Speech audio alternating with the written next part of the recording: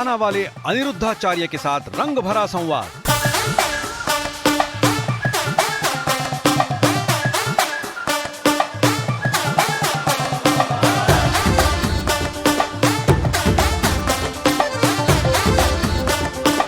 अभिनंदन करिए राधा रानी के अनंत भक्त का।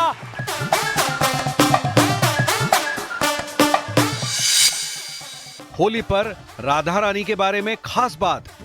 आज बिरज में होली रे रसिया, आज बिरज में होली रे रसिया।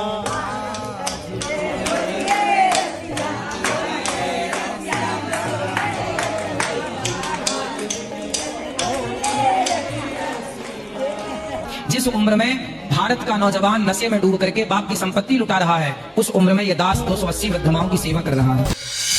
प्रेम के संदेश से लेकर विवादों तक। रोज शराब पीते हो कि कभी कभी पीते हो? कभी कभी। काम कुछ करते हो, कमाते हो? बिगर कमाई कैसे पी लेगा आदमी? आप ही हो पति परमेश्वर। बताओ दूसरा विवाह क्यों किया आपने? सर जी वो तो गुरुजी मजे मजे में कर लिया है। चाय पीने से फायदा होता है? हमको अच्छी लगती है।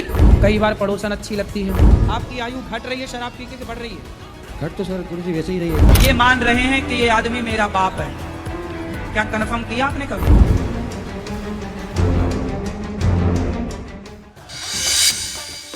अनिरुद्धाचार्य जी महाराज के साथ होली विशेषांक। नमस्कार व्यूअर्स, मैं हूं अमीश देवगन। आज का यह शो बेहद खास है क्योंकि आज हमारे साथ एक बेहद खास मेहमान है। युवाओं के बीच इनका स्वैग अलग ही है, यानी सुपरहिट है। सोशल मीडिया पर इनकी फैन फॉलोइंग हर दिन हर रोज पुराने रिकॉर्ड तोड़ रही है। दूसरी तरफ इनसे जुड़ी कंट्रोवर्सी भी खूब चर्चा में रहती है क्योंकि ये कई बार ऐसे बयान देते हैं कि खुद फंस जाते हैं और कई बार इन्हें माफी तक मांगनी पड़ जाती है। हालांकि इनकी फैन लिस्ट काफी लंबी है जिसमें बुजुर्ग भी हैं, युवा भी हैं, महिलाएं भी हैं और अब तो बच्चे भी शामिल हैं। ये पैदा तो मध्य प्रदेश में हुए लेकिन वृंदावन को इन्होंने अपनी कर्म भूमि बना लिया। ये हिंदुत्व का नया चेहरा बनकर उभर रहे हैं। इन्हें आप सनातन का यंग फेस भी एक तरह से कह सकते हैं। अब तो आप समझ ही गए होंगे आज हम किन के साथ संवाद करने वाले हैं। जोरदार तालियों के साथ अभिनंदन करिए राधा रानी के अनंत भक्त का, जाने माने कथावाचक, जन सेवा के लिए मशहूर अनिरुद्धाचार्य महाराज जी का।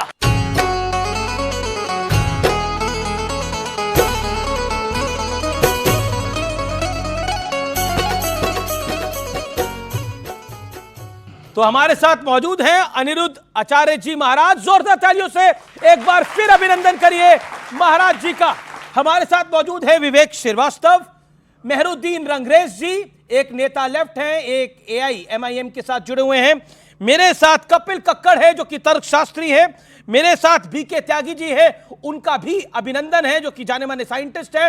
और मेरे साथ एक और मेहमान है गोपाल शरण जी, छोटे गुरु जी, उनका भी अभिनंदन है। तो जोरदार तालियों के साथ आप सबका भी अभिनंदन है। तो महाराज जी संवाद को शुरू करा जाए अगर आपकी अनुमति हो तो। शुरू किया जाए। आज कई सारे आरोप हैं, कई सारे सवाल हैं, कई सारे विवाद हैं, कई सारे तर्क हैं जो दिए जाएंगे इस मंच से। और इस माध्यम से, इस मंच के माध्यम से शायद मुझे लगता है कि उन विवादों से भी छटा हटेगी।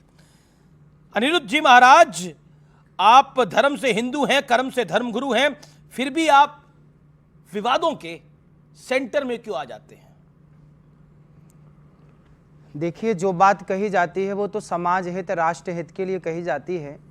कुछ लोगों को बात अच्छी नहीं लगती तो वो उसे विवादित बना देते हैं, और वो बात जो विवादित नहीं है उसे भी विवाद के श्रेणी में डाल करके और विवाद एक खड़ा कर दिया। यानी आप कह रहे हैं मैं विवाद करता नहीं, विवाद हो जाते हैं। विवाद करता नहीं, विवाद हो जाता। बात ठीक कह रहे हैं आप।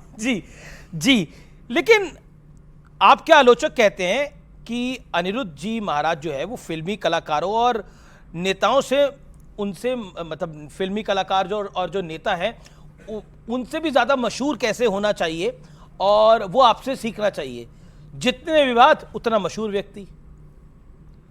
देखिए यानी मशहूर कंट्रोवर्सी मेक्स यू फेमस। जरूरत नहीं है कंट्रोवर्सी करने की, हम तो करते नहीं हैं, हम तो सिर्फ अपना कार्य करते हैं। हम आपने बुलाए, ये कैसा कार्य है जिसपे कंट्रोवर्सी हो जाती है? अब देखिए हम कुछ भी कह दें, अब हमने कहा कि बिस्किट, भाई बिस्किट मत खाओ, बिस्किट है नुकसानदायक है, अब उसमें भी लोगों ने उसे विवाद बना दिया कि देखो बिस्किट खाने से मना कर रहे हैं, आप खुद जबकि बिस्किट खाते हैं नहीं खाते? हम तो नहीं खाते।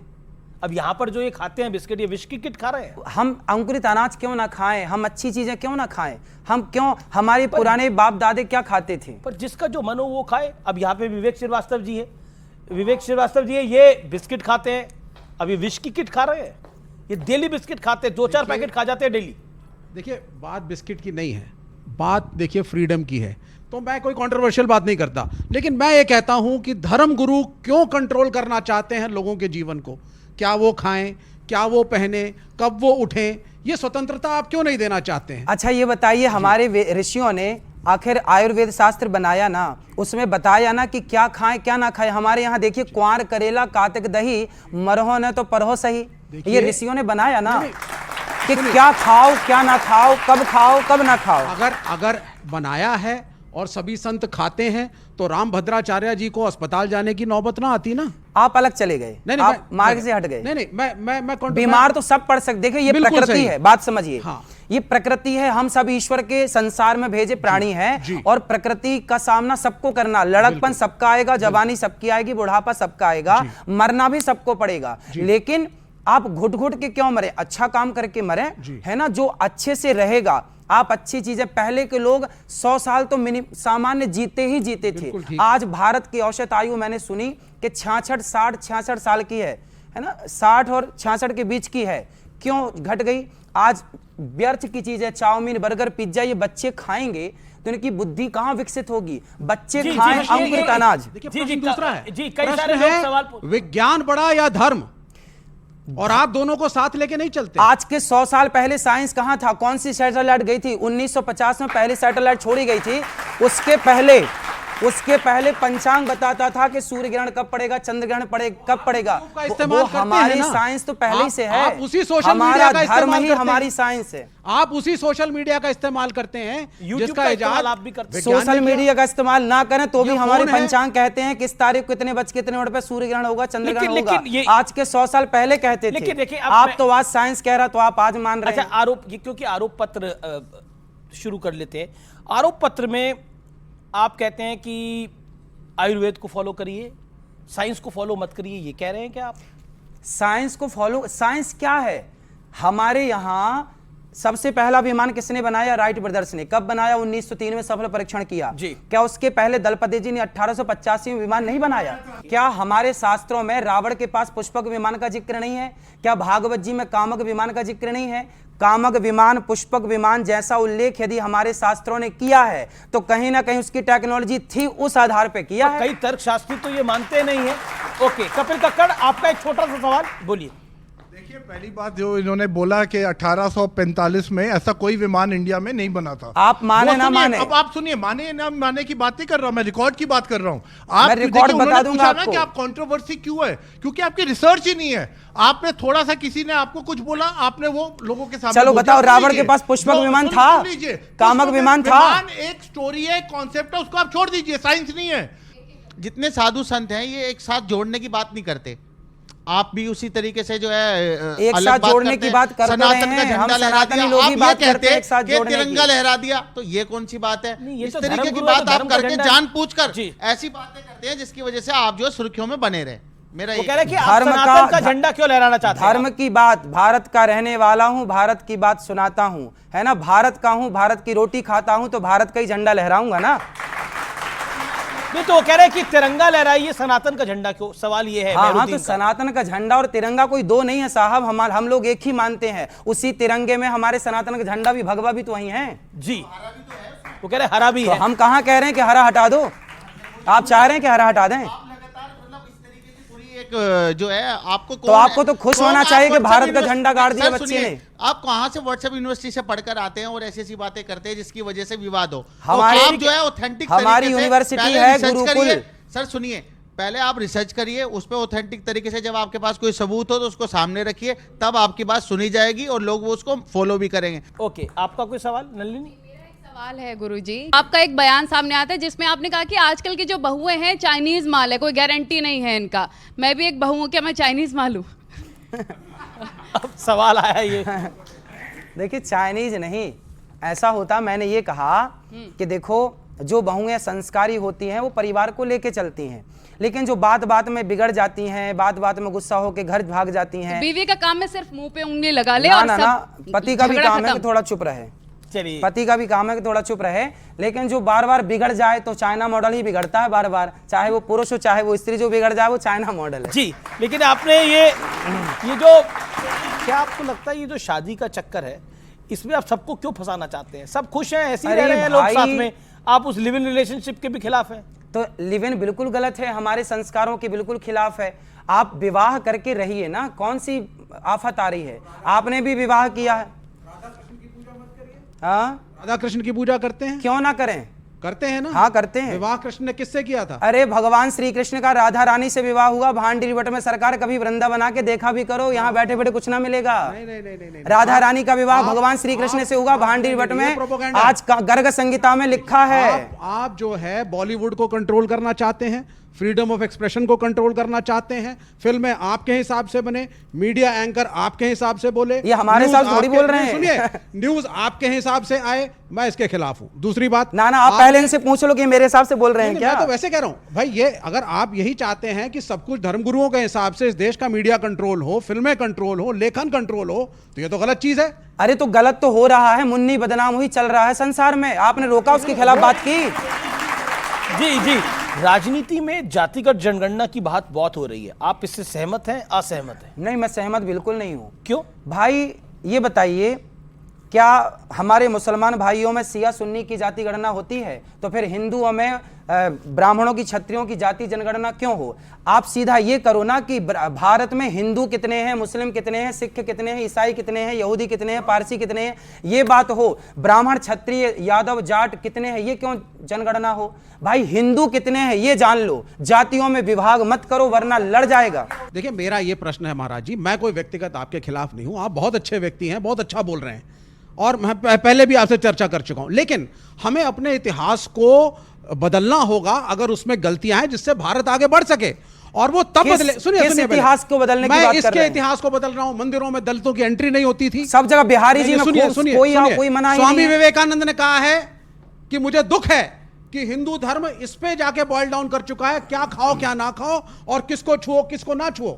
अनटचेबिलिटी रही है इस मुल्क के पहले अंदर। आप बताइए दलितों किस को पानी नहीं इतिहास पिलाते को थे, आपको बदलने की मानना आप बात पड़ेगा। कर रहे हैं? किस इतिहास की? नहीं, देखिए, किस इतिहास की? अगर आप इस बात हाँ, को नकारेंगे, आप ठीक कह रहे हैं। अगर आप नकारेंगे कि दलितों के साथ कभी अत्याचार नहीं हुआ तो ये गलत अरे है। राम ने माता आप ये शबरी बोलिए, को गले लगाया। आप ये- आज के 2 साल पुराना मेरा ही बयान है इकलौता, मैंने एक बड़े मंच से कहा और अपने हर मंच से हर बार कहता हूं, हर कथा में यह बात कहता हूं कि हमारे यहां ब्राह्मण, क्षत्रिय, वैश्य और शूद्र, हम चारों एक पिता की संतान हैं।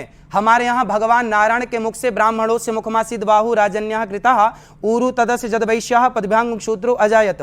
भगवान नारायण, श्रीमन नारायण के मुख से ब्राह्मण, भुजाओं से क्षत्रिय, जंघाओं से वैश्य और चरणों से शूद्र। जब एक पिता की संतान है तो फिर हमारे यहाँ छुआछूत कभी था ही नहीं। अंग्रेजों ने, मुगलों ने ये फूट डालो शासन करो की नीति भेजी है और ये डाली है, हमारे यहाँ नहीं था। लेकिन यदि हमारे यहाँ छुआछूत होता तो भगवान राम शबरी के घर ना जाते और भगवान राम निषाद राज को गले ना लगाते। आपका एक वीडियो वायरल है जिसमें आप कहते हैं क्षत्रिय, ब्राह्मण, वैश्य, शूद्र ये सब ये भाई हैं, लेकिन हमने तो यही सुना है हिंदू, मुस्लिम, सिख, ईसाई भाई हैं। भाई कौन हो सकता है? आप गाय को माता मानते हैं, मैं गाय को माता मानता हूं, तो हम दोनों भाई हो सकते हैं। आप गंगा को माता मानते हैं, मैं गंगा को माता मानता हूं, हम दोनों भाई हो सकते हैं।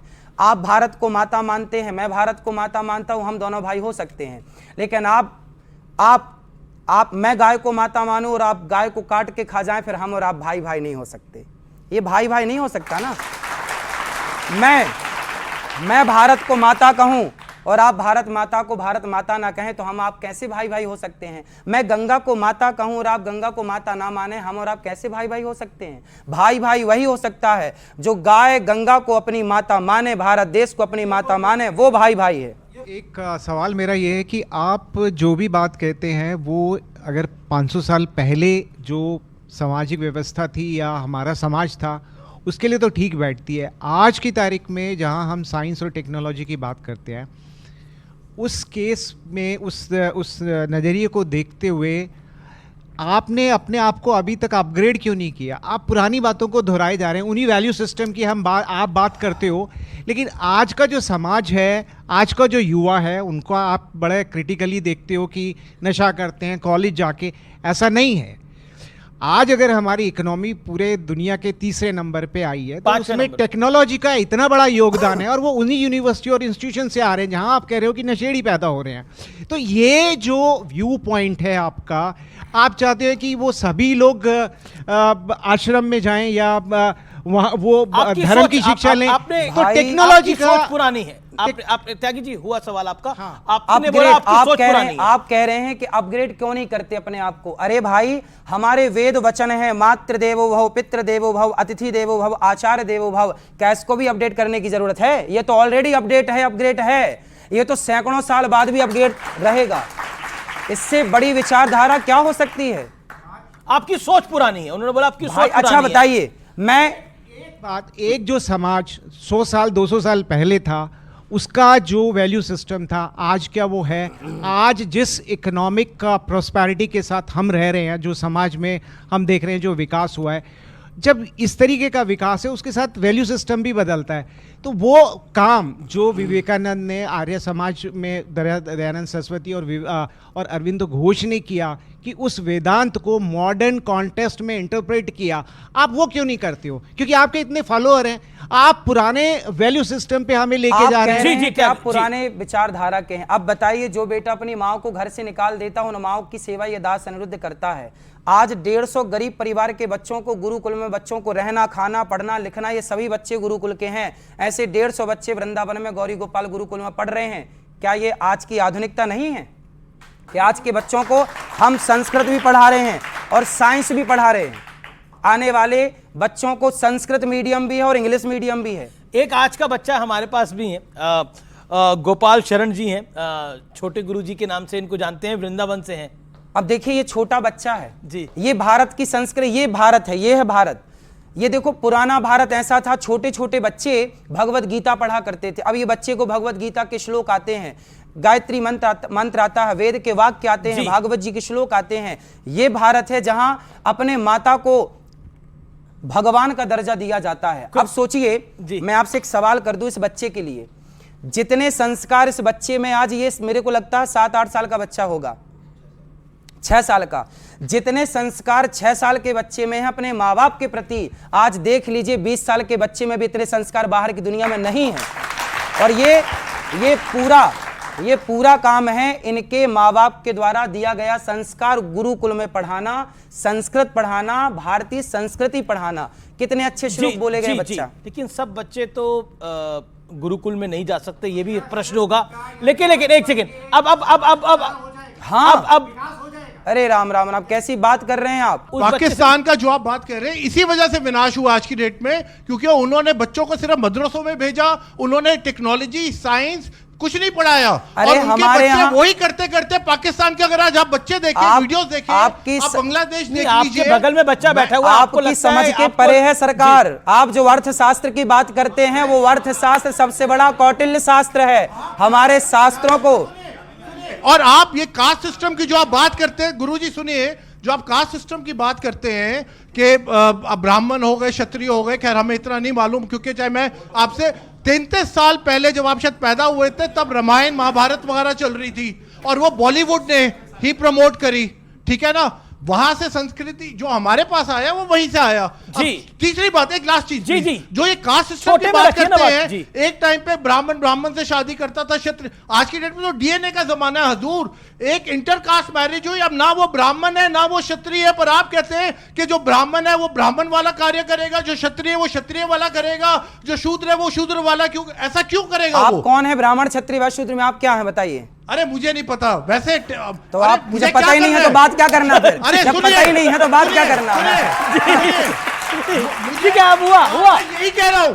ये बताइए कि जब सैटेलाइट नहीं थी, नासा का गठन नहीं हुआ था, तब क्या हम लोग नहीं जानते थे कि चंद्र ग्रहण कब पड़ेगा? क्या हम लोग नहीं जानते थे कि सूर्य ग्रहण कब पड़ेगा? अरे विज्ञान आप ही जानते हैं, सरकार ऐसा नहीं। सबसे बड़े वैज्ञानिक गुरुकुल में पढ़ करके हुए हैं लोग, सबसे बड़े वैज्ञानिक। जी अब बताइए, अब छोटे गुरुजी को ले आते हैं। आर्यभट्ट कहाँ पढ़े हैं? आर्यभट्ट कहाँ पढ़े हैं? गुरुकुल में पढ़े हैं।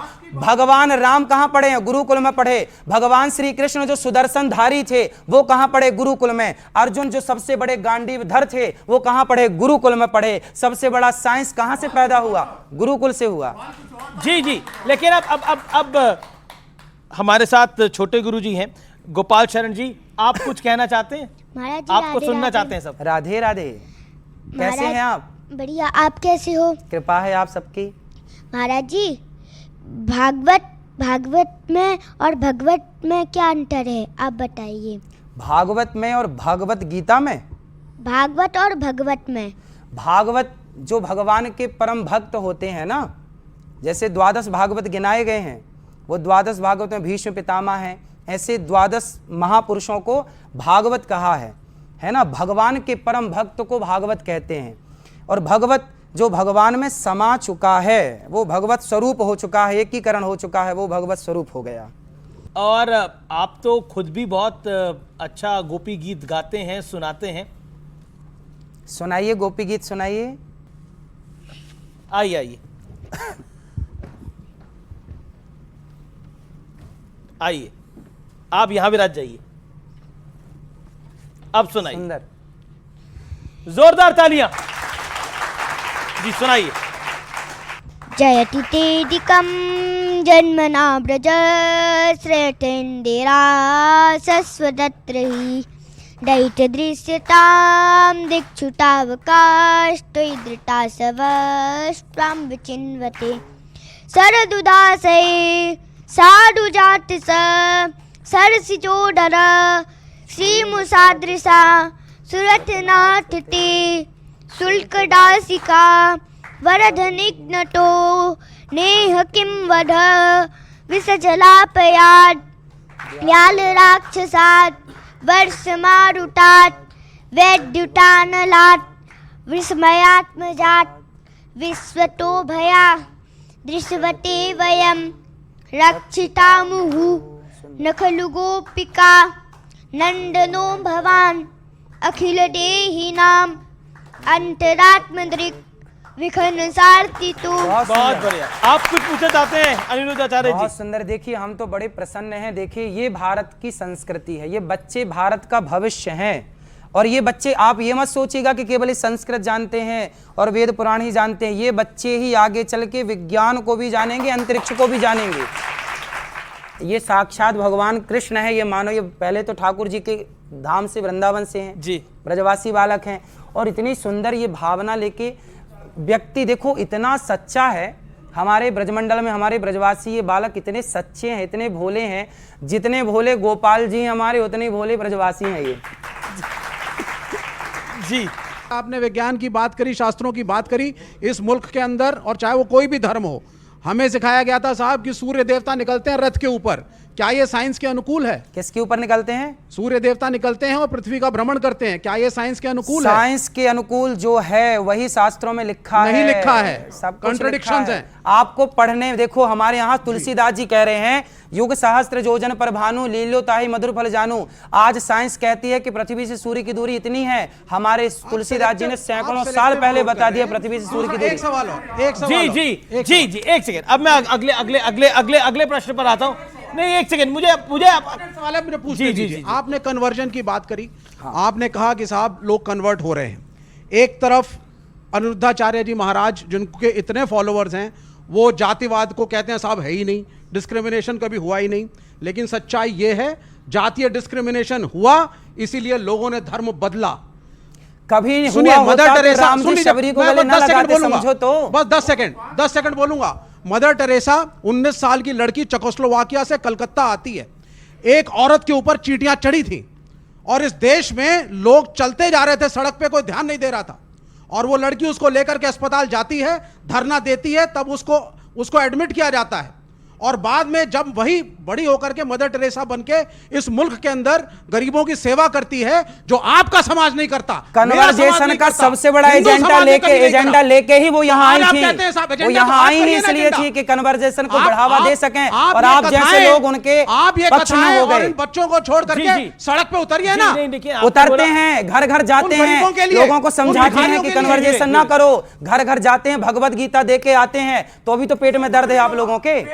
एक सेकंड विवेक जी, आप शांत, आप अपनी हाँ, पेट में क्या जाएगा? ये ले अपनी कंट्री। अरे तो 30,000 लोग गौरी गोपाल में रोज खाते हैं फ्री में, सबके लिए रसोई खुली है। विवेक जी, धर्मवाद और हमारे वामपंथ में यही एक टकराव है। आप कभी मजदूरों, गरीबों, उन सड़क छापों की बात नहीं करते जो सड़क पे भूखा मरता है। आप केवल बात करते हैं, हम तो घर भी जाते हैं, गले लगाते हैं। चलिए बात सुनो, इन्होंने कहा भूखों की, कभी आप विवेक भैया वृंदावन आना, 30,000 लोग, सबके लिए गौरी गोपाल की रसोई खुली है, ना जाति धर्म पूछा जाता, कोई भी आओ। वृंदावन में जितना लेबर वर्क है लगभग आप आके केवल खड़े होके देखिए, 99% लोग आके गौरी गोपाल में लोग भोजन करते हैं फ्री में, कोई चार्ज नहीं। 30,000 लोग पर डे भोजन करते हैं जी, क्योंकि बार बार पॉलिटिक्स की बात हो रही है, क्योंकि बार बार राजनीति की हाँ, ये बात सही है। मदर टेरेसा को लॉन्च ही किया गया था धर्म परिवर्तन करने के लिए, बात ठीक है। जी, लेकिन मेरा प्रश्न है, मेरा अगला प्रश्न है, उत्तर प्रदेश के मुख्यमंत्री हैं और मठाधीश भी हैं, मठाधीश्वर भी हैं गोरखनाथ पीठ के, वो कहते हैं कि बटोंगे तो कटोंगे, क्या सही है आपको लगता है? बिल्कुल, जहां सुमति तहां संपत्ति नाना, जहां कुमति तहां विपत्ति निदाना। एक झाड़ू बहुत सारे तिनकों से जोड़ के बनाई जाती है और वो सारे कचरे को साफ करती है, पर वही झाड़ू यदि बिखर जाए तो स्वयं कचरा हो जाती है। हमारे देश में अंग्रेजों ने क्या नारा दिया? फूट डालो शासन करो। यदि संगठित होता सनातन हिंदू, संगठित होते तो क्या मजाल थी मुगलों की और अंग्रेजों की कि भारत को गुलाम बना सकते। वो तो बट गया जातवाद में, और उसी जातवाद में आज नेता लोग बांट रहे हैं। आप स्वैग वाले बाबा हैं, आप सोशल मीडिया पे खूब वायरल हो जाते हैं। स्वैग का मतलब समझते हैं ना, मतलब आपका मतलब एक तरह से एक बड़ी फैन फॉलोइंग है, लेकिन आपके वीडियोस वायरल हो जाते हैं, आपकी बातें धर्म कर्म वाली नहीं होती, वायरल होने वाली होती हैं, तो ये स्वैग क्यों है? अरे भाई, धर्म कर्म वाली बातें सुनने का टाइम कहाँ है? आजकल तो लोग 10 सेकंड की वीडियो सुनते हैं, उसी से आकलन कर लेते हैं कि बात कैसी है, सही है कि गलत है। आजकल पूरा सुनने का टाइम किसे है? आधी अधूरी बात सुन के और उन्हें लगता है कि यही सत्य। पूरी बात सुन लेते हैं। मेरे पास एक आप ही की एक बाइट है, आइए सुना देते हैं आपको। गुरुजी, मेरे 2 प्रश्न हैं। गुरुजी, पहला प्रश्न है कि हम एकादशी के दिन कोलगेट कर सकते हैं? कोलगेट? हाँ, उसमें नमक बताया जाता है। कोलगेट तो कभी नहीं करना चाहिए, एकादशी के दिन क्यों? अब आपने बोला कोलगेट ही नहीं करना चाहिए, ब्रश ही ना करे आदमी, तो क्या क्यों करे? दातून का जमाना था, दातून कर लो भैया, सबसे उत्तम, आपके मसूड़े मस्त रहेंगे, स्वस्थ रहेंगे। शहरों में दातून कहाँ से आएगी? कोई बात नहीं, तो हल्दी, नमक और सरसों का तेल डालिए और मिक्स करके ब्रश में लगा के कर लीजिए, आपके दांतों में दर्द ही नहीं होगा। आप ब्रश से करिए, हल्दी, नमक और सरसों का तेल। अरे मैं करता हूं सरकार, मैं मिट्टी से नहाता हूं और सरसों के तेल से, उसी से ज्ञान दे रहे हैं, उसे आपको भी अपने अंदर भी तो उतारना पड़ेगा। तो आप करते हैं तो वो भी डालिए सोशल मीडिया पे। डालेंगे, तो लोगों को पता लगेगा कि तस्वीरें डालें सोशल मीडिया पे। आप अपने लिए तो ये आज की सुविधा के लिए अनुसार चाहिए। मेहरुद्दीन जी लोगों को जो है ये कह रहे हैं भैया, पहले ले जाना चाहते हैं। आप क्या चाहते हैं? अपने नहाते हुए की तस्वीर डालें? अब यही दिखाना बाकी है। भाई, मैं तो मिट्टी से नहाता हूँ। अच्छा आप क्या कह रहे हैं? आप क्या कह रहे हैं? मैं गुरुजी पूछ रहा हूँ, आप साबुन से नहाते हैं या मिट्टी, बाल भी मिट्टी से धुलता हूँ, मिट्टी मुल्तानी मिट्टी। इतना गोरा चेहरा तो नहीं हो सकता, तो फेस वॉश से लग रहा है सर, मिट्टी से तो नहीं हो सकता। आप आइए, अब आप कहो तो मैं आपको गिफ्ट कर दूं। मुझे समझ में नहीं आ रहा, मुझे ये समझ में नहीं आ रहा आप इनके नहाने के पीछे क्यों पड़ गए हैं? कभी साबुन, कभी नहाते हुए। ठीक है, वहां पे साइंटिस्ट साहब है, छोटा सवाल त्यागी साहब, छोटा सवाल। देखिए, इसमें आप फिर वही पुराने उस पे लेके जा रहे हैं। अब आप बताइए कि आपने घड़ी टाइम कीपिंग के लिए मॉडर्न घड़ी ली हुई है, मोबाइल भी आपके पास, तो पुराने टाइम में तो ये नहीं था। क्यों पुराने टाइम पर कोणार्क मंदिर नहीं था? 1400 साल पहले बना था, 10 के नोट में उसकी फोटो छपी, वो भी समय बताता था। ये साइंस था हमारे यहाँ। अब उसको हम घड़ी में ले आए तो क्या करें? हम वहां जाएं देख रहे हैं, ये ना करें। बताइए ना, ये तो आप बताओ मुझे, आपने अडॉप्ट किया ना मॉडर्न स्टाइल। आप क्या चाहते हैं ना करें? नहीं तो आप क्या चाहते हैं? तो कोलगेट भी तो वही बात, अरे भाई कोलगेट विदेशी कंपनी, हम भारत का रहने वालों, भारत को प्रमोट करो ना, भारत की चीजों को। जी, मेरा अगली बाइट सुन लेते हैं। मेरे पास एक और है, और उसमें आप कह रहे हैं कि गोबर के इस्तेमाल से स्किन का रोग जो है वो दूर होता है, और ये जो गोबर है ये आपके शरीर को बड़ा खूबसूरत बना देता है। आइए सुनते हैं आप क्या कह रहे हैं। शुद्ध देसी गाय के गोबर से यदि आप स्नान करते हैं, गोबर को शरीर में मलते हैं और मल के शरीर नहाते हैं, चेहरे पर भी यदि आप गोबर, शुद्ध देसी गाय का गोबर यदि उसको रगड़ते हैं चेहरे पर और उससे स्नान करते हैं, तो त्वचा संबंधी जितने रोग हैं वो समाप्त हो जाते हैं, शरीर में शाइनिंग आती है। जी, जितने यहाँ हमारे आचार्य ब्राह्मण जन बैठे हैं, पूछिएगा, ये परंपरा रही है हमारे यहाँ। श्रावणी त्योहार होता है ब्राह्मणों का, उस श्रावणी में हमारे यहाँ गाय के गोबर से, गौमूत्र से, गौरज से स्नान करने की परंपरा हजारों सालों से रही है। पूछ लीजिए सबसे। आप तो सबको कह रहे हैं ना ऐसे ही करके नहाएं। अरे तो जब परंपरा रही है तो उसमें कोई साइंस रहा होगा। गाय के गोबर में कितना गुण होता है। बिल्ली की पॉटी की कॉफी पीने में ऐतराज नहीं है, तो गाय के गोबर से स्नान करने में क्यों ऐतराज? जी, अब मैं अगले प्रश्न में आता हूं। अगले बिल्ली की नहीं है हमारा, किसकी है? आपको नहीं मालूम है? सब पता है, आप छिपा रहे, आप बिल्ली के मामा लगते हैं। और जानवर की है। अरे एक सेकंड, आप क्या कह रहे हैं? वो बिल्ली की पॉटी नहीं है तो किसकी पॉटी है? वो बिल्ली की पॉटी नहीं है, वो किसी और जानवर की है। वो कॉफी में डालते हैं, उसका जो टेस्ट है उसको कम करने के लिए। आपकी यही तो बात है। आप प्रॉब्लम ये है, वो कह रहे हैं कि मलमूत्र जो है, वो जो मलमूत्र है, वो जो जिसे मलमूत्र कहते हैं, वो बिल्ली का नहीं है, किसी और जानवर का है। अब देखो, ये बिल्ली का पक्ष लेने बैठ गए, जबकि ऑन रिकॉर्ड गूगल करो तो मिल जाएगा कि बिल्ली की पॉटी की कॉफी बनने, लेकिन ये लगता है बिल्ली की पक्षधर जो पॉटी है वो बिल्ली की नहीं है, किसी और की है। किसकी? आदमी की है? बताओ किसकी है? कोई विदेशी जानवर है उसकी है, कोई विदेशी जानवर है उसकी है। वो बिल्ली नहीं है जो आप बिल्ली बार बार जानवर कौन सा है आपको तो पता होगा। अरे है तो बिल्ली प्रकार की। आप सुन लीजिए, आप सुन तो लीजिए। है तो मलमूत्र ही। मैं बता रहा हूँ, प्रॉब्लम दो है।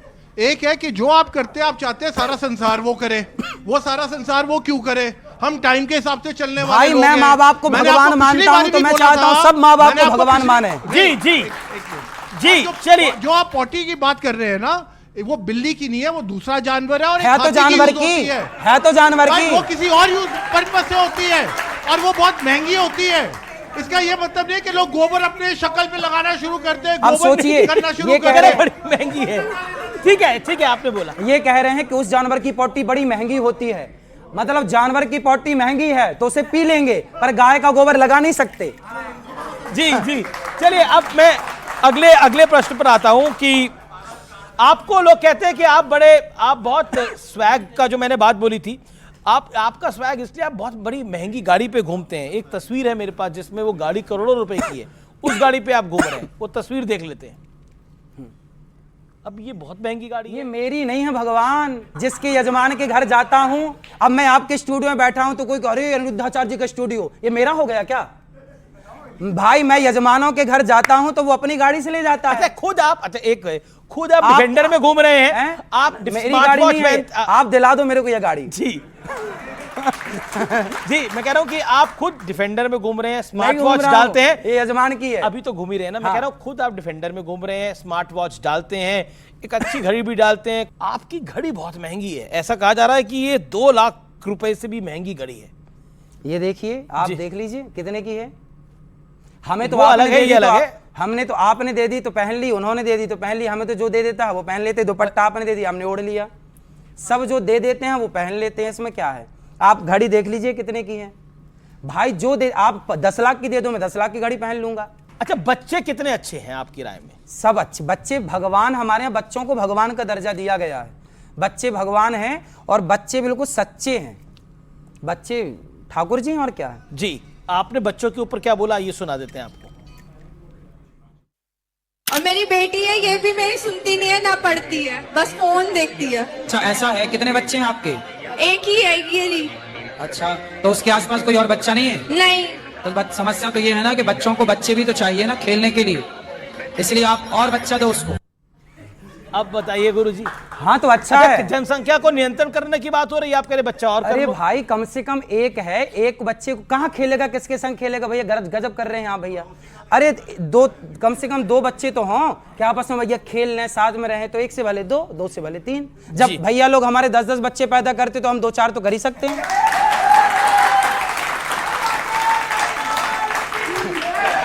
एक आपका वीडियो वायरल है जिसमें आपने बोला कि जैसे कपड़े होंगे सामने वाले का एक्शन और आचरण भी वैसा ही होगा। नहीं, कपड़े मर्यादित होने चाहिए। हमारा कहना यह है कि कोई भी व्यक्ति हो, चाहे कहीं का हो, कपड़े तय क्यों करेंगे आप? स्त्री हो पुरुष हो। एक सेकेंड, वाह, छोटा सवाल। कौन निर्णय लेगा क्या मर्यादित क्या ना मर्यादित? जीन्स मर्यादित है, स्कर्ट मर्यादित है, साहब शॉर्ट्स मर्यादित है। साहब द्रौपदी के कपड़े उतारे गए, द्रौपदी के कपड़े उतारे गए थे तो महाभारत हो गया था। और आज देखो कपड़ा पहनने को कह रहे हैं हम बेटियों को, तो ये भड़क रहे हैं, ये परेशान हो रहे हैं। बेटियों के ऊपर छोड़ दीजिए, 1 मिनट। ये इसका मतलब ये हुआ ना, इसका ये महिला सशक्तिकरण का जमाना है। इसका मतलब ये हुआ, पर सुन लीजिए जी, एक लड़की को भैया, इसका मतलब ये हुआ कि नारियों को अर्धनग्न देखने की इच्छा आप लोगों की है। लेकिन मेरा प्रश्न है, 1 सेकेंड, लेकिन मेरा प्रश्न है, नारी निर्णय लेगी उसे क्या पहनना है क्या नहीं। ये पॉइंट मर्दों को बदलनी चाहिए, अपने लड़कों को सुधारने का। बिल्कुल ये बात आपकी जायज है। एक सेकेंड, माइक हटाइए, एक सेकेंड। आप पहले प्रश्न का जवाब तो आ जाए। 1 सेकेंड, ये तो माई बॉडी माई चॉइस है। किसी का मन करेगा तो वो शॉर्ट्स डाले, किसी का मन करेगा तो वो जीन्स डाले, किसी का मन करेगा तो वो धोती डाले, किसी का मन करेगा वो कुर्ता डाले, किसी का मन करेगा तो कि वो गंजी में घूमे तो वो गंजी में घूमे, कुछ भी डाले। अच्छा ये बताओ, सब पाने का अधिकार है। मैं आपसे पूछूं कि कपड़ा पहना क्यों जाता है? शरीर ढकने के लिए। अरे तो जिस कपड़े से शरीर ढके ही ना, तो फिर कपड़े पहनने का अर्थ क्या निकला? अब समाज में कुछ लोग, देखो ऐसा हुआ, कुछ लड़कियों को ऐसे, जो भैया की विचारधारा है, ये कहते हैं कि कुछ भी पहने। अब देखो आपने एक गाना सुना होगा बॉलीवुड का, ब्लू है पानी पानी, उसमें लड़कियां कितने कम कपड़े पहनी और कितना गलत दिखता है वो अपनी माँ के साथ आप नहीं देख सकते, आपकी बहन, आप बहन के साथ नहीं देख सकते। इन लोगों को देखना वही है, इसलिए ये पक्षधर है उनके। चलिए एक हमारा एक रिक्वेस्ट है, कब आप रील से बाहर होगे ताकि आपकी रील लोग जान पाएं। जी।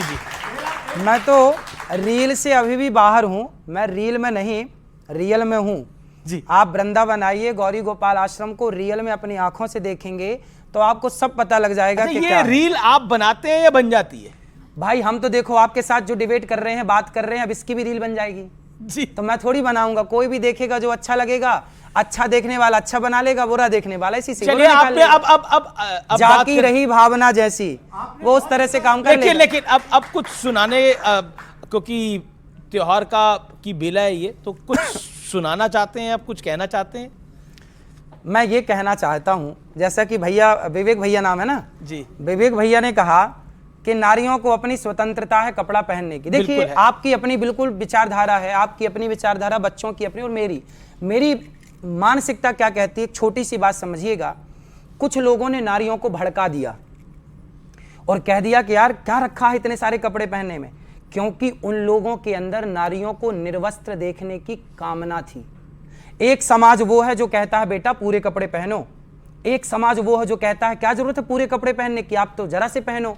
तो जिनके अंदर नारियों को नग्न देखने की भावना थी, उन्होंने आज नारियों को समाज में अर्धनग्न खड़ा कर दिया और वो उसको प्रमोट कर रहे हैं, और वो समाज में नारियां अर्धनग्न होकर घूम रही हैं। प्रभु राम ने मर्यादा में रहना सिखाया और भगवान कृष्ण ने मर्यादा में रखना सिखाया, तो आज के युग में ज्यादा तार्किक कौन सा है? भगवान श्री कृष्ण ने, भगवान राम ने अधिकार छोड़ना सिखाया जी, और भगवान श्री कृष्ण ने अपने अधिकार के लिए लड़ना सिखाया कि जब आपका काम बांसुरी बजाने से ना पड़े, जब समाज में ऐसे लोग सामने हों जो नारियों को कपड़े उतारने की बात करते हों, उनके लिए भगवान ने सुदर्शन चक्र उठा लिया। यदि दुशासन जैसे लोग ना होते समाज में, तो क्या भगवान श्री कृष्ण को बांसुरी से सुदर्शन की ओर बढ़ना पड़ता? तो समाज जब अपना रास्ता भटक जाती है तो भटका हुआ समाज बांसुरी से नहीं समझता, फिर सुदर्शन चक्र उठाना पड़ता है। तो भगवान श्री कृष्ण यही कहते हैं कि अपने धर्म के लिए। तो आज के युग में तार्किक कौन है ज्यादा? आज के युग में देखिए, सबसे बड़ी बात यह है कि आप अपने धर्म का पालन करिए, जहां है अपने धर्म का पालन करिए। यदि आपको आपके धर्म के प्रति कोई गलत वे पर ले जाए, गलत रास्ते पर ले जाए, तो आप उसको रोकिए, उसे बर्दाश्त ना करिए। जैसे हमारे पृथ्वीराज चौहान, मोहम्मद गौरी आया, युद्ध किया, पृथ्वीराज ने तो हरा दिया पर क्षमा कर दिया। चलो एक बार क्षमा किया, क्षमा बड़न को चाहिए छोटन को उत्पात। हमारा धर्म यही तो कहता है कि क्षमा कर दो। हम गुलाम ही इसलिए हो गए क्योंकि हम ज्यादा क्षमा करने वाले बन गए। यदि हम क्षमा करने की परंपरा ना अपनाते तो इस देश को कभी कोई गुलाम नहीं बना सकता था। हमारी सरलता, हमारी सहजता का अंग्रेजों ने, मुगलों ने खूब गलत फायदा उठाया है। जी, अगला सवाल है कि और भगवान श्री कृष्ण ने इसी की रोकथाम की कि जरूरत से ज्यादा क्षमा नहीं करेंगे तुम्हें। क्षमा किया क्या कर्ण को, क्षमा किया क्या गुरु द्रोणाचार्य को, भगवान श्री कृष्ण ने क्षमा किया क्या कर्ण को? क्षमा तो भीष्म पितामह को भी नहीं किया। हाँ, तो जैसी करनी वैसी भरनी, क्षमा नहीं। भगवान राम ने संदेशा पहुंचाया हनुमान जी के हाथ, रावण मानेगा क्या? अंगद जी के हाथ पहुंचाया, मानेगा? नहीं माना। भगवान श्री कृष्ण भी शांति का प्रस्ताव लेकर गए थे, 5 गांव दे दे। बोला कि 5 गांव क्या सुई की नोक बराबर, दुर्योधन वह भी दे न सका, आशीष समाज का ले न सका, और चला हरि को बांधने। तब भगवान ने अपना विराट स्वरूप दिखाया और फिर महाभारत हुआ। जब प्यार से नहीं समझोगे तो सुदर्शन तो उठाना ही पड़ता है। जी, लेकिन एक प्रश्न है, क्या सीता माँ को अग्नि परीक्षा देनी पड़ी थी? क्योंकि बहुत सारी बातें हुई महिलाओं के कपड़ों को लेकर, लेकिन माँ सीता को भी अग्नि परीक्षा देनी पड़ी थी। इसको गहराई से समझेंगे तो जब रावण ने जिन सीता को चुराया वो माता वेदवती थी। असली सीता अग्नि में वास कर गई थी, ऑन रिकॉर्ड रामचरितमानस में लिखा है। सीता माँ अग्नि में प्रवेश कर गई, वेदवती नाम की स्त्री सीता बन करके रही राम के साथ, और फिर वो रावण चुरा करके ले गया। जब सीता माँ वापस आई, चूंकि वो वेदवती थी, छाया सीता थी, जब असली सीता आई तो जो अग्नि परीक्षा आप लोग कहते हैं, एक तरीके से तो आप कह रहे हैं कि अग्नि परीक्षा ठीक है, लेकिन दूसरी तरफ ये है कि जो सीता अग्नि में थी वो असली सीता माता की वो वापसी थी, ना कि वो अग्नि परीक्षा थी। ये जब शास्त्रों को पढ़ेंगे गहराई से तो जानेंगे। मेरा सवाल ये था, जब युधिष्ठिर अपनी पत्नी को जुआ खेल के दांव पे लगा देते हैं तब महाभारत नहीं दिखती है आपको? हाँ। तब श्री कृष्ण नहीं दिखते? क्यों नहीं दंडित किया युधिष्ठिर को श्री कृष्ण ने तब? जी कहां था धर्म? और धर्म था। दूसरा भी दूसरा नहीं, अभी एक पूरी बात जानते हैं, धर्मराज नास्तिक हैं। धर्मराज युधिष्ठिर ने जुआ नहीं खेला था, षड्यंत्र के तहत खिलाया गया था। पूरी अरे भगवान, पूरा पढ़ा करो, आधा अधूरा तुम रील वाले हो। विवेक सही है, सुनो क्या हुआ था। पूरी जब बात सुनेंगे तो ये बात निकल के आएगी कि ऐसा हुआ था। पत्र लिखा था धृतराष्ट्र ने, पांडव जरा आओ, हमारा बेटा आपके साथ जरा बैठना चाहता है। तो बोला थोड़ा आओ। किसने कहा? धृतराष्ट्र ने कहा। और धृतराष्ट्र है इनके बड़े पिताजी, और बड़े पिताजी मतलब पिता है, तो पिता की बात इन्होंने कभी ठुकराई नहीं। आप सोचिए, ये तो बाप की जिम्मेदारी थी ना कि वो अपने बेटे को जुआ खिलाए या गीता पढ़ाए। अब जब धृतराष्ट्र जैसे लोग कह रहे हैं कि हमारे बेटे का मन बहलाने जरा तुम खेल लो जुआ, तो आज तक जिस बाप की बात नहीं टाली तो वो बात टाल ना पाए, संकोच बस कि चलो भाई जब कह रहा है कि खेल लो तो खेल लिया। इसमें नारी को धर्मराज युधिष्ठिर हार गए। किसकी तरफ से? वहां पे धृतराष्ट्र, आप जैसे वामपंथी जो विचारधारा थी उस हाँ, ये विचारधारा शकुनी की थी। शकुनी जी, चले अपनी पत्नी को नहीं सुनिए, अपनी पत्नी को उस समय शकुनी आपकी विचारधारा के थे। मतलब आप कह रहे हैं महाराज जी, अब आप एक नई कंट्रोवर्सी हो जाएगी। आप कह रहे हैं कि तब भी लेफ्ट की विचारधारा होती थी जब महाभारत होता था। शकुनी तब लेफ्ट की विचारधारा ही थी। शकुनी लेफ्ट की विचारधारा है। जी जी ठीक है। आखिरी दौर है मेहरुद्दीन रंगरेज। शकुनी तो जैसे शकुनी ने भड़का दिया दुर्योधन को, दुशासन को साड़ी खींचने के लिए, ऐसे ये नारियों को कम कपड़े पहनने के लिए ये विचारधारा भड़काती है। आखिरी दौर है रंगरेज जी, मेहरुद्दीन रंगरेज जी, आपका सवाल क्या है? छोटे में एक सवाल, आखिरी सवाल। मैं पूछना चाहता हूं गुरुजी, अगर आप किसी को ज्ञान दे रहे हैं तो पहले आपको वो सारी चीजें जो भी आप कहना चाहते हैं पहले आपको अपने अंदर उतारनी पड़ेगी वो सारी चीजें, तभी लोग आपकी जो बातों को मानेंगे और करेंगे। नहीं तो हमारे जितना बनता है भैया उतना उतारते हैं, अधिकांश उतारते हैं। आप स्मार्ट वॉच पहनेंगे, आप अच्छे कपड़े पहनेंगे, आप क्या चाहते हैं? कपड़े घूमे बिल्कुल नंगे घूमे? क्या चाहते हैं? तो क्या चाहते हैं? बिल्कुल नंगे घूमे? आप पहनो फुल कपड़े और हम नंगे घूमे? अब तस्वीरें देख लेते हैं। मैं कुछ तस्वीरें आपको दिखाऊंगा और उसके ऊपर आपकी राय चाहूंगा। आइए देख लेते हैं पहली तस्वीर किसकी आ रही है। श्री राम और श्री कृष्ण क्या कहना चाहते हैं या कुछ सुनाना चाहते हैं, गुनगुनाना चाहते हैं? ना राम नाम लीन हो, ना कृष्ण नाम लीन हो, तूने भरी जवानी में, तू डूब के मर जा रे चुल्लू भर पानी में, तू डूब के मर जा रे चुल्लू भर पानी में।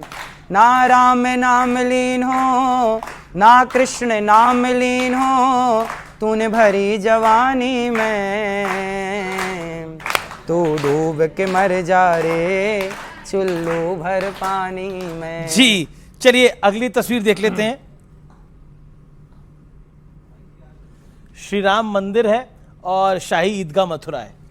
क्या कहना चाहते हैं? क्योंकि आप बिल्कुल जैसे राम मंदिर सजा हुआ है ऐसे कृष्ण दरबार भी एक दिन सजे। हम जल्दी चाहेंगे कि कृष्ण लला का मंदिर भी बने। जी अगली तस्वीर देख लेते हैं कौन सी आ रही है। हाँ केदारनाथ जी में प्रधानमंत्री मोदी। बहुत सुंदर। मोदी जी ही एक ऐसे प्रधानमंत्री मिले इस देश को जो गर्व से कहते हैं कि मैं सनातनी हूं। लेकिन इस बार उनकी शक्ति थोड़ी कम रह गई। नहीं तो कम है तो फिर हम सब सहयोग करेंगे तो फिर बढ़ जाएगी। जी चलिए अगली तस्वीर देख लेते हैं किसकी आ रही है। राहुल गांधी जी भी महाकाल के मंदिर में पूजा कर रहे हैं। जी ठीक है, ये भी सीख रहे हैं धीरे धीरे, सनातन को सीख रहे हैं, जान रहे हैं। अब कब तक सीख पाएंगे ये तो ये खुद ही बताएंगे। जी चलिए आप हमारे स्टूडियोज में आए, आपने इतना हमें समय दिया, इसके लिए आपका बहुत बहुत धन्यवाद। मैं आचार्य जी को, छोटे गुरु जी को आमंत्रित करता हूं वो आए यहां पर, और आप और छोटे गुरु जी का हाँ कुछ अगर आप गुनगुना दें चलते चलते तो। बैठो बेटा, बैठिए, आप बैठिए। बिल्कुल चलते चलते सुनाइए, कोई भजन सुनाइए। अच्युतम केशवम कृष्ण दामोदरम, अच्युतम केशवम कृष्ण दामोदरम, राम नारायणम जानकी वल्लभम, राम नारायणम जानकी वल्लभम। कौन कहता है भगवान आते नहीं, कौन कहता है भगवान आते नहीं, तुम मीरा के जैसे बुलाते। बहुत बहुत शुक्रिया, बहुत बहुत शुक्रिया आपका हमारे साथ जुड़ने के लिए। तो आज के इस विशेष कार्यक्रम में इतना ही।